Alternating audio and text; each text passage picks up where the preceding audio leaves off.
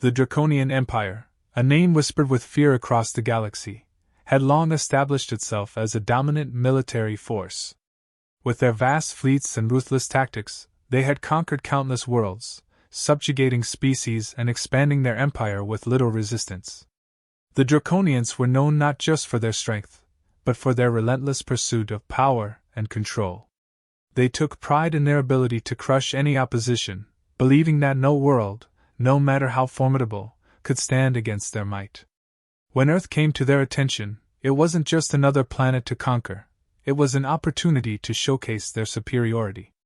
Earth, classified as a death world by many, was known for its harsh environments, resilient wildlife, and the tenacity of its native species. To the Draconians, however, these were merely exaggerated tales, stories spun to deter potential invaders. They saw Earth's reputation not as a deterrent, but as a challenge. Conquering such a planet would only solidify their standing as the most powerful empire in the galaxy. The Draconian leadership, secure in their advanced technology and military prowess, viewed humanity with disdain.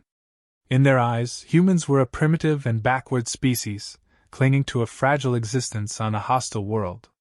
The Draconians had encountered and subdued far more advanced civilizations, and they saw no reason to believe that Earth would pose any real threat. The decision to invade was made quickly, with little debate. The Draconian commanders, confident in their superiority, dismissed any concerns about potential resistance as inconsequential. To them, Earth was just another world to be added to their growing list of conquests. Within the grand halls of Draconian command, the invasion plan was laid out with precision.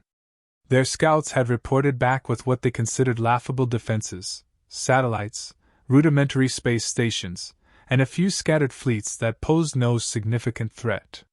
The Draconian fleet, bristling with advanced weaponry and protected by nearly impenetrable shields, would descend upon Earth and crush its defenses in a matter of hours. The plan was simple: overwhelm the humans with superior firepower, establish control over key cities, and swiftly bring the planet to its knees. As the fleet made its final preparations, the Draconian commanders reveled in their impending victory. They envisioned the glory that would come from conquering the so-called Deathworld, turning its ferocious reputation into a mere footnote in their empire's history. The Draconians had faced worlds with far greater defenses and had emerged victorious. Earth would be no different. The notion that humanity might be anything other than an easy target never crossed their minds. The Draconians were well aware of Earth's classification as a death world, but to them, this was a meaningless title. They had heard stories of the planet's dangerous wildlife, its volatile weather, and the resilience of its inhabitants, but they viewed these as mere exaggerations, myths created to keep invaders at bay.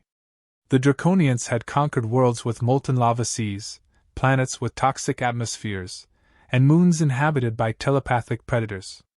Earth, with its teeming cities and supposedly dangerous ecosystems, was nothing compared to the challenges they had already overcome. Confident in their assessment, the Draconians dismissed any notion that Earth could truly live up to its deadly reputation. Their scouts had detected no significant technological advancements that could pose a threat, and the humans themselves seemed oblivious to the impending invasion. The Draconian leadership saw no need for caution or concern. They would descend upon Earth, take what they wanted, and leave the planet subjugated like so many others before it. As the massive Draconian fleet began its journey toward Earth, the Empire's leaders were already celebrating their victory. They believed that by conquering this so-called Death World, they would send a message to the galaxy that no planet was beyond their reach. The Draconians would be hailed as the conquerors of Earth, the tamers of a world that had long been considered untouchable. It would be a testament to their power, a symbol of their unchallenged dominance in the galaxy. The Draconian fleet emerged from hyperspace with an ominous precision, their warships gliding into Earth's orbit like predatory shadows. Thousands of vessels, each one a testament to the Empire's military prowess, positioned themselves strategically around the planet, preparing to strike. The Draconians began their initial scans of the planet, confident that their superior technology would reveal all they needed to know. But the readings were strange: atmospheric anomalies, fluctuating electromagnetic fields, and unexpected energy signatures. The Draconians dismissed these as mere quirks of a primitive world, nothing that could pose a real threat to their invasion. As the fleet settled into position, the Draconian commanders gave the order to commence the first wave of the assault. The plan was simple: overwhelm Earth's defenses with a massive display of firepower, break the planet's will to resist, and swiftly bring it under control. The Draconians unleashed a barrage of energy weapons and orbital bombardments, targeting key military installations, communication hubs, and population centers. They expected the planet's defenses to crumble under the onslaught, as had happened on so many other worlds before. But something unexpected happened. As the Draconians' beams of destruction rained down on Earth, they encountered resistance far more formidable than anticipated. Instead of explosions and chaos, their attacks were met with a complex network of energy shields that absorbed and dissipated the incoming firepower. The Draconians watched in confusion as their weapons, which had devastated entire worlds, seemed to have little effect. The shields were not just a simple defensive measure, they were part of a sophisticated, adaptive system that countered the Draconians' every move. Humanity's response to the assault was anything but conventional. Rather than relying solely on brute force, the humans had employed a range of unorthodox strategies that left the Draconians bewildered. Earth's defenses were a blend of advanced technology and ingenious tactics, honed over years of preparation. The humans had anticipated the Draconian approach and had designed their systems to exploit the invaders' overconfidence. As the Draconian fleet continued its assault, the first signs of failure began to appear. Their targeting systems started to malfunction, their communication channels filled with static, and their sensors produced erratic readings. Ships that had been in perfect formation suddenly lost control, veering off course or shutting down entirely. The Draconians couldn't understand what was happening. Their technology was supposed to be infallible, yet here it was, failing at the most critical moment. What the Draconians didn't realize was that Earth's environment itself was a weapon, carefully calibrated to disrupt their systems. The planet's natural electromagnetic fields, combined with human-engineered anomalies, created a chaotic space where Draconian technology simply couldn't function as intended. It wasn't just a battle against human forces. It was a battle against the planet itself, a planet that had been weaponized in ways the Draconians had never encountered. Frustration grew within the Draconian ranks as more and more of their ships encountered problems. What was meant to be a swift and overwhelming conquest was turning into a series of inexplicable setbacks. Commanders who had never faced defeat found themselves struggling to maintain control over their fleets. The Draconians had assumed that Earth's defenses would be primitive, easily overcome by their superior technology. Instead, they were being outmaneuvered by an enemy that seemed to anticipate their every move. The situation grew worse as the Draconians pressed on with their assault. Ships that had been in perfect working order one moment simply vanished from their sensors the next. Entire squadrons were lost, with no trace left behind. The Draconians began to suspect sabotage, but they couldn't identify the source. Panic began to spread as more ships disappeared, their crews left in darkness, unable to communicate or fight back. It was as if the planet itself was consuming them, drawing them into a trap they hadn't seen until it was too late. The Draconians' disbelief turned to unease as the reality of their situation began to sink in. Earth was not the easy target they had believed it to be. The humans, far from being the primitive species the Draconians had expected, had prepared for this invasion with a cunning and foresight that the Empire had not anticipated. The fleet that had entered Earth's orbit with such confidence was now struggling to maintain cohesion, its commanders desperately searching for a way to regain control. The Draconian leadership, still unwilling to admit they had underestimated their enemy, ordered more aggressive tactics. They doubled down on their assault, hoping to break through whatever defenses were confounding them. But the harder they pushed, the more resistance they encountered. It wasn't just that their technology was failing them, it was that the humans seemed to be one step ahead at every turn. The Draconians, used to being the hunters, were now beginning to feel like prey. The Draconian fleet, once a symbol of unmatched power and precision, began to falter as the invasion of Earth progressed. What started as minor malfunctions quickly escalated into a full-blown catastrophe. Ships that had been functioning perfectly were now plagued by inexplicable problems. Systems that were once reliable began to fail without warning, navigation went haywire, targeting systems became useless, and weapons refused to fire. More disturbing were the disappearances. Entire ships simply vanished from the Draconian sensors, lost in the void with no trace left behind. Panic began to set in among the fleet as commanders struggled to maintain order amidst the chaos. It was clear that these issues weren't random. The Draconians had walked into a trap, meticulously planned and executed by the very humans they had underestimated. The problems plaguing the fleet were the result of human countermeasures, each one carefully designed to exploit the Draconians' reliance on their advanced technology. Earth's natural electromagnetic anomalies, which the Draconians had dismissed as harmless, were anything but. These anomalies had been enhanced and weaponized, creating a battlefield where Draconian systems were rendered ineffective. Humanity had taken advantage of Earth's unique environment, turning the planet into a hostile territory for any invader.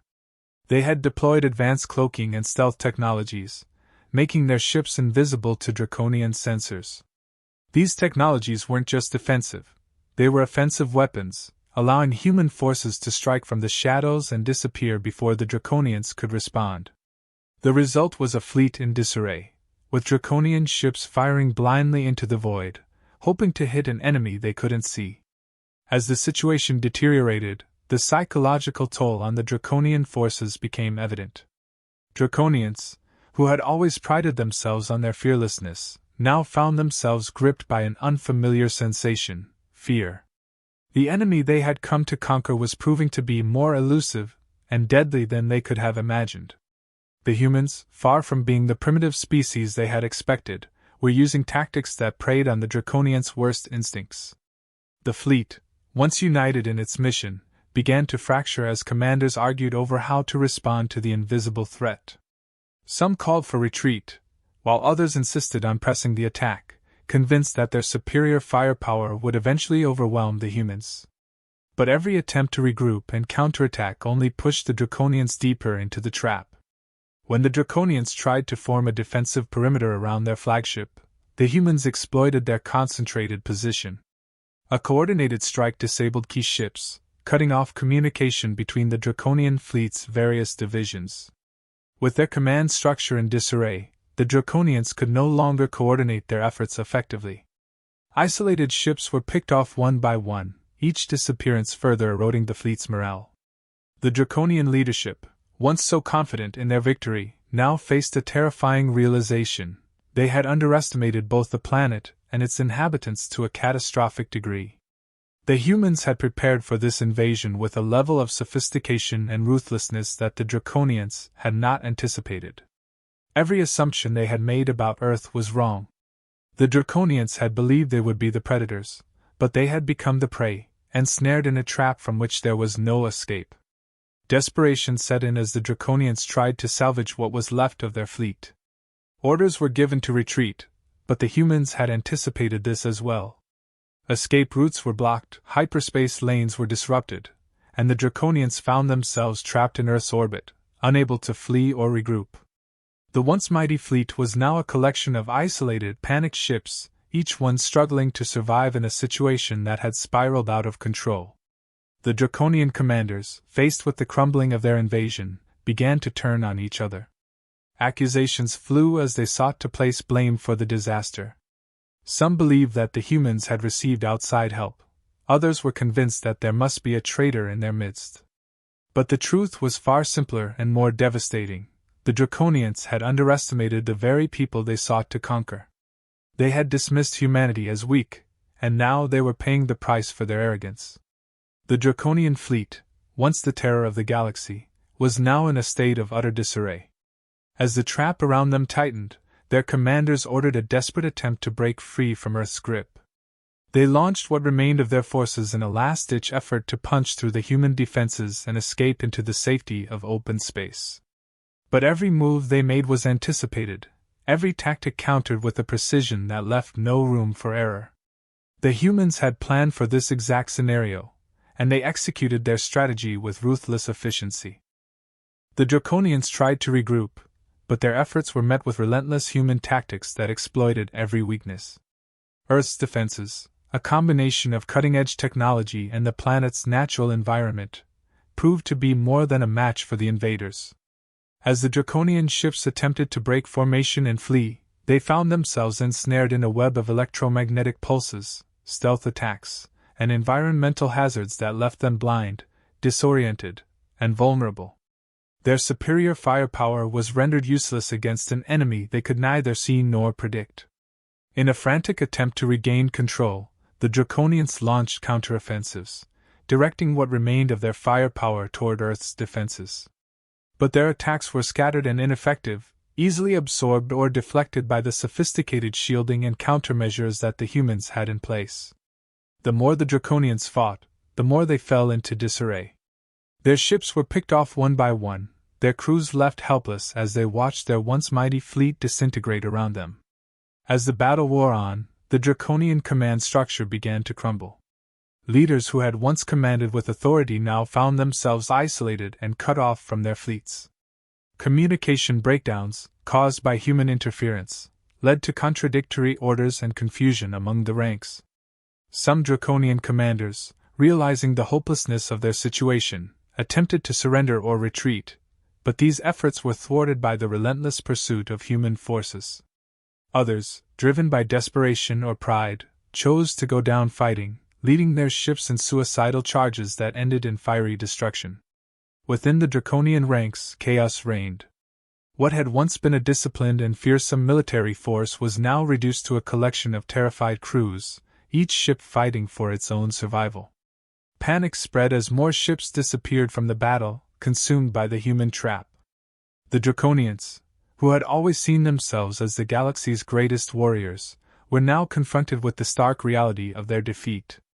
Their fleet, which had been the pride of their empire, was on the verge of total annihilation. The final moments of the battle were a grim testament to humanity's strategic brilliance. As the last Draconian ships attempted to flee, they were hunted down with cold precision. Human forces, using the full extent of their technological and environmental advantages, left no avenue of escape. One by one, the Draconian ships were destroyed, their wreckage scattered across the battlefield. Those few that managed to break free of Earth's orbit found themselves pursued by human ships, relentless in their determination to ensure that no Draconian survivor could regroup or report back to their empire. In the end, the Draconian fleet was utterly destroyed. The once proud armada, which had entered Earth's orbit with the expectation of easy victory, was now nothing more than debris. The humans had not only defended their planet, they had turned it into an impenetrable fortress, using their home's unique characteristics to their advantage in ways that the Draconians had never anticipated. The invaders, who had believed themselves to be invincible, were now a cautionary tale of hubris and the dangers of underestimating one's enemy. Earth stood victorious, its defenses unbroken, its people united in the face of the greatest threat they had ever known. The battle that was supposed to mark the beginning of the Draconian Empire's dominance had instead become the defining moment of humanity's rise as a formidable power in the galaxy. The strategic brilliance of Earth's defenders, combined with their unparalleled ability to adapt and innovate, had turned what could have been a devastating invasion into a resounding triumph. As the last Draconian ship was destroyed or driven off, the humans reflected on the battle. They had faced an enemy that was, by all accounts, superior in technology and firepower, yet they had emerged victorious through sheer ingenuity, determination, and a deep understanding of their own planet's strengths. Earth, the so-called Deathworld, had lived up to its name, proving that it was not a place to be conquered lightly. In the aftermath of the battle, Earth was left in a state of tense but triumphant reflection. The skies that had once been filled with the ominous presence of the Draconian fleet were now clear, but the memory of the conflict lingered heavily. Humanity had faced one of the most formidable threats in its history and had emerged victorious, but the cost of that victory was evident in the wreckage that littered the planet's orbit and the scars on the land below. As the world began the process of rebuilding, there was a shared understanding that this victory was not the end, but merely a turning point in an ongoing struggle for survival. Across the globe, there was a renewed sense of unity and purpose. The invasion had brought humanity together in a way that few other events could. People from all walks of life, from every nation and culture, had stood together in defense of their home. The resilience and determination that had driven them to victory now fueled a collective resolve to prepare for whatever threats the future might hold. Governments and militaries across the world began to strengthen their defenses, fortifying their positions and enhancing their technologies to ensure that Earth would be ready should another invader dare to challenge them. The victory over the Draconian fleet also reinforced humanity's belief in its own strength. The people of Earth had not only survived, they had thrived in the face of overwhelming odds. This newfound confidence was tempered with caution, however, as leaders recognized the need to remain vigilant. The battle had proven that Earth's status as a death world was no mere myth, but it also served as a stark reminder that the galaxy was filled with dangers far greater than they had previously imagined. Preparations for future conflicts were undertaken with renewed urgency, and there was a sense of determination to ensure that Earth would never again be caught off guard. The shockwaves of the Draconian defeat rippled across the galaxy, sending a clear and unmistakable message to all who heard it. News of the Draconian fleet's disappearance on Earth spread quickly, causing fear and awe among other species. The Draconians, once considered nearly invincible, had been brought low by a world they had dismissed as insignificant. For many, the idea that such a powerful force could be so thoroughly dismantled was almost beyond belief. The tales of Earth's deadly environments and resilient inhabitants, once thought to be exaggerations, were now seen in a new light. The galaxy realized that Earth was not to be underestimated. Within the Draconian Empire itself, the loss of the fleet triggered a crisis of confidence. The Empire, which had long relied on its military might to maintain control and instill fear in its rivals, now found itself in a position of vulnerability. The catastrophic defeat on Earth sparked internal turmoil, as factions within the Empire began to question the leadership that had led them into such a disaster. Challenges to authority arose, and the once unified Empire began to fracture under the strain of its failure. The Draconians, who had always projected an image of strength and dominance, now faced the very real possibility of rebellion and collapse from within.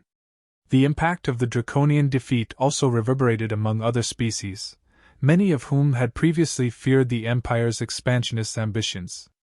Those who had once been rivals or potential targets of the Draconians now saw an opportunity to push back against their former oppressors. Alliances were forged, and new coalitions emerged, seeking to take advantage of the power vacuum left by the Draconian loss. The balance of power in the galaxy began to shift, with Earth at the center of this new dynamic. For humanity, the victory over the Draconians marked a significant change in their standing among the galaxy's civilizations. No longer were they viewed as a minor player, a species to be dismissed or ignored. Earth had proven itself capable of not only defending its territory but of defeating one of the most feared empires in the galaxy. Former allies, who had previously offered only tepid support, now sought closer ties with humanity, recognizing the value of having such a formidable force as an ally. Even former enemies, who had once seen Earth as a potential target, began to reassess their strategies, understanding that any attempt to challenge humanity could result in their own downfall. Earth's reputation as a death world was no longer just a cautionary tale told to keep adventurers at bay. It was a reality that even the most powerful empires had to respect. The galaxy had learned that Earth was not just another planet to be conquered. It was a fortress, inhabited by a species that was both cunning and relentless in its defense. Humanity had shown that they were not to be trifled with, and that they would go to any lengths to protect their home.